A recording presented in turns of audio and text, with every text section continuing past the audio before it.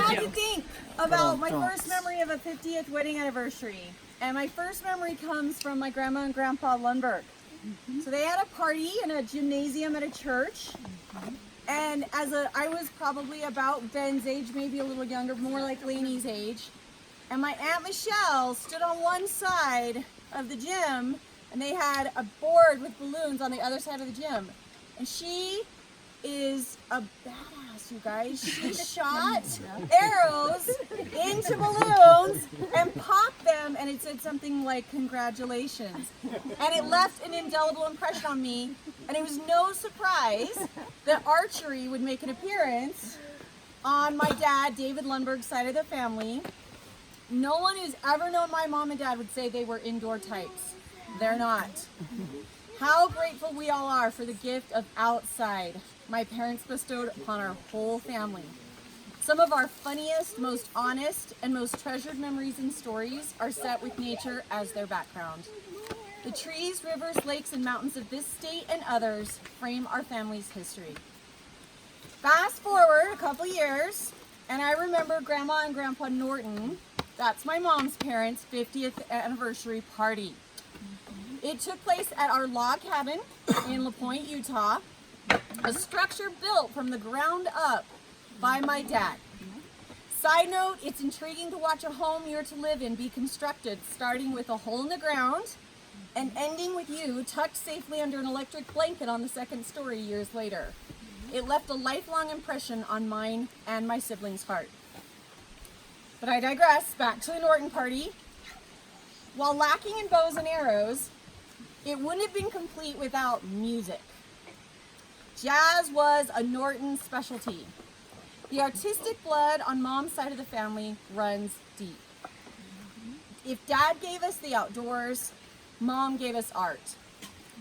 You can't have either without stating the obvious. My parents are creators. They draw, paint, hammer, write, saw, sew, and they build.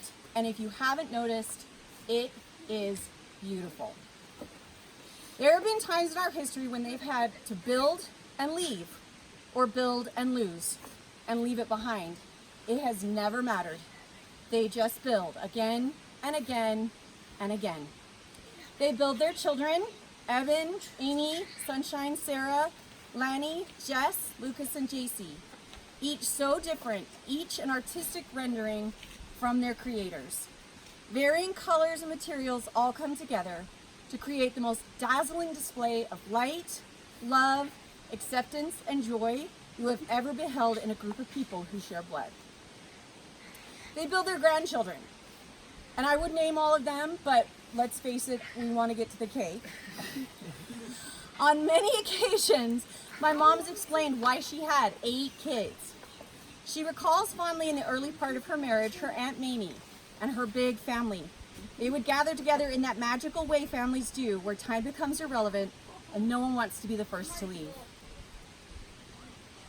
Her words in explaining how this related to her own offspring are as follows. I got to see the end at the beginning. What a gift. How many ways would we alter our paths if only we could see the end at the beginning?